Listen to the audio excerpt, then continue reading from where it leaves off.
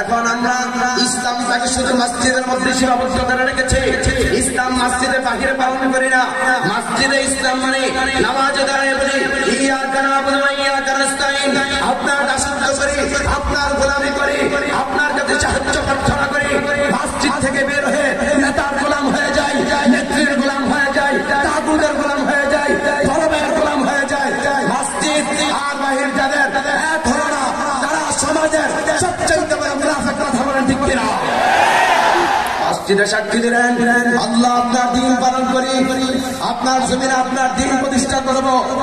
এখন শুধুমাত্র আল্লাহর জমিনে আল্লাহর দিন প্রতিষ্ঠার জন্য আপনাকে শুধু মসজিদে বসে থাকতে হবে না, বাইরে হয়ে আসতে হবে।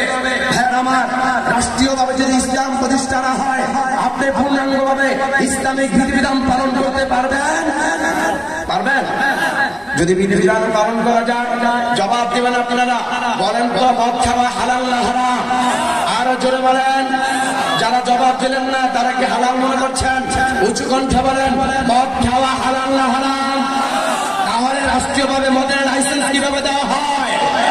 আবার বলেন জিনা করা হালাল না হারাম?